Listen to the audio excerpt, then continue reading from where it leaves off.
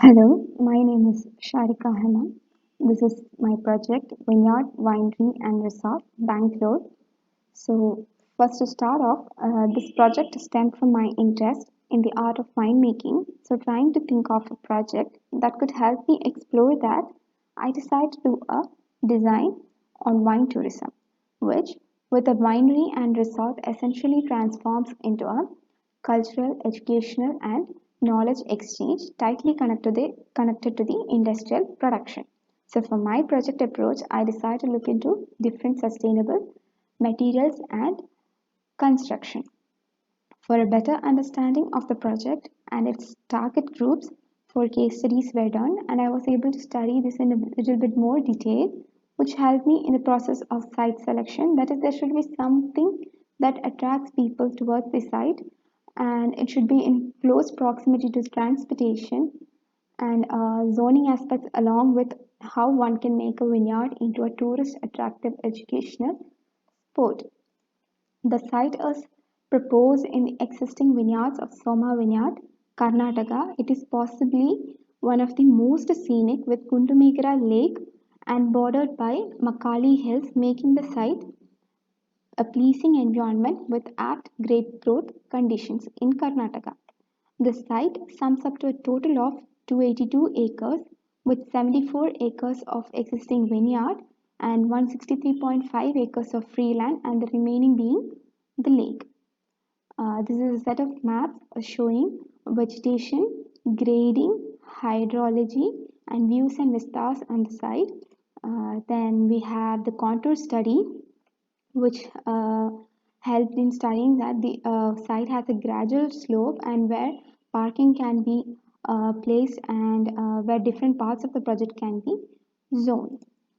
So the site zoning has been done on the basis of the constraints and opportunities on the sites, considering the target groups of the project, thereby dividing the site into three zones or parts, namely public yellow, semi-private blue, and private zone red. The public zone is located near to the main entrance, which is from Bangalore Hindupur Road, as it is for visitors entertainment, and the semi-private zone is on the south for winery at the center of the vineyard, uh, for easy accessibility to raw materials, and private area on the north for the resort restricted with restricted access, that is for residents only, placed away from the other two, and to have a view towards the vineyard and the lake. Now zooming into the master plan, first the public zone. From the entrance, people are directed to the main reception or resort reception depending on their purpose of visit, and parking has been given adjacent to these structures. And to the side of the main reception, we have a restaurant, semicircular shaped restaurant, and an auditorium and an amphitheater.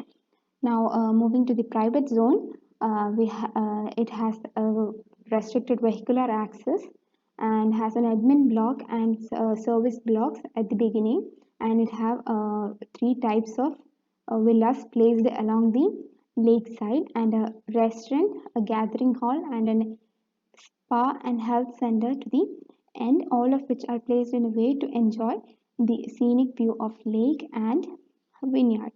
Next, semi-private zone. The winery reached through buggy cars from reception. The winery is two underground structures so that the view towards the vineyard is not disturbed by the blocks, but they themselves be alike placed to the center for easy access to materials, and the services for the winery are placed to the back. This is a map showing different road networks within, and namely the access road or the main entrance road. Then we have a public road accessible to all the visitors. Then a semi-private road for the visitors to the winery, and then private road that is within the resort. And last, we have service roads along the border of the site. Then we have next service plan showing electrical and sewage line along with water tanks, waste processors, and septic tank placement. water requirement is met entirely through the water from the lake. Electrical stations are provided at each zones.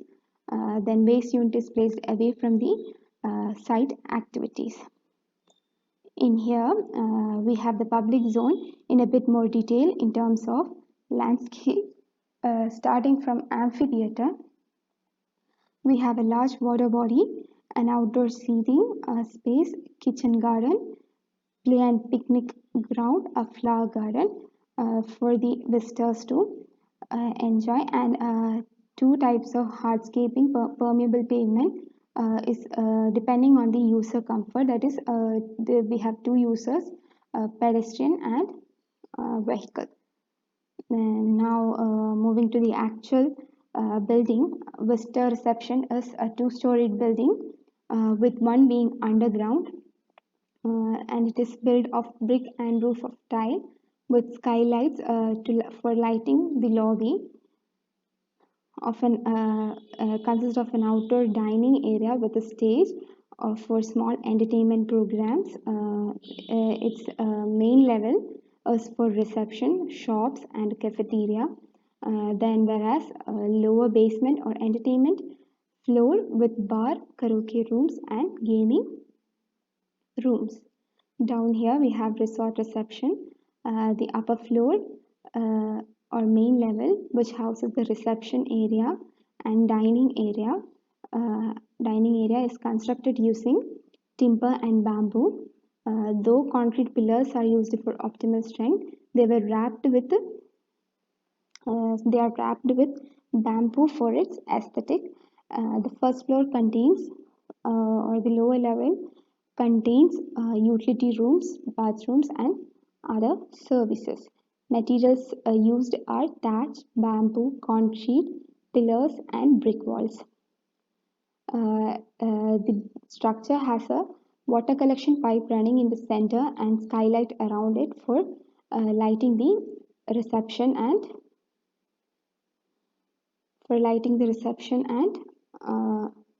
dining area. Now the visitors restaurant consists of a dining area and a lobby on the ground floor, and a party halls and bar, and a pool in the lower level. It's a semicircular plan with view towards the lake for all diners through glass walls. Deck dining overlooks into the pool. The glass facade provides natural lighting, hence no need of artificial lighting during the day. The private zone, a campfire area, leisure spaces, beach and boating facilities, and near to the gathering hall we have a exhibition area and children's playground. A beach dining is given near to the restaurant, and an outdoor yoga space adjacent to the spa. It has mostly large flowering or fruit trees which are aesthetically pleasing, and at the same time creates a lush green surrounding to the villas, and low height shrubs along the buggy roads. This here is three types of villas to accommodate residents, all of which have thatched roof, bamboo profile supported by framework, all of which are placed along the lakeside. The villas, bedrooms and bathrooms are well lit by natural light through skylights. And then the resort and the restaurant and bar has a rectilinear plan with thatched roof and glass walls to bring natural light into the structure. The roof is supported with networks of conical bamboo columns. The dining hall has a capacity of 137 diners and a kitchen set to the rear end of the restaurant. On the other hand, we have a bar with brick storage along the back and an opening side for the breeze from lake. The peaked roof is supported by stone storage or stone wall and curving bamboo rafters and columns. Then spa and health center is designed to bring intimacy and relaxation to the resort residents, and considering the required areas and cross functionality between them, they are organized to hit maximum sunlight to the central pool The cafeteria located on the edge of the water body to provide good viewpoint for observing lake, vineyard, and the flow of the people within while protecting from sunlight. It consists of four water bodies. Out of which the infinity pool at the topmost level is allowed to flow outward into the main pool. Next, the gathering hall is a small umbrella-like structure supported by arched bamboo frames. It is a circular base and frames forming a large conical thatch roof. It has a capacity of 200 people for parties, banquets, etc. A circular skylight is provided at the center of the roof to allow light and air, hence the interior doesn't need artificial lighting. For daytime, the structure has a small stone block housing kitchen, toilet, and offices. Then down here we have service block. The resort is provided with two service blocks to meet its requirement. It houses electrical, mechanical, water, and storage facilities. It is also in conical. It also has a conical thatch roof and circular in shape to match with the other structures. The winery is designed in two blocks, the admin block and the production center, so that the activities are not disturbed. Both have interior gardens as they are underground blocks. Then in plan, the spaces are arranged in the order or sequence of the process of winemaking, from loading area to pressing and drying, and then to filtration and fermentation hall, then the barrel room and the upper floor, and then a bottling area for finished wine. Then the two barrel rooms is the barrel rooms on the upper floor is separated by a wine tasting room for the wasters to see while they pass. The brick wall, green facade, and the soil above the barrel rooms keep the rooms cold temperature.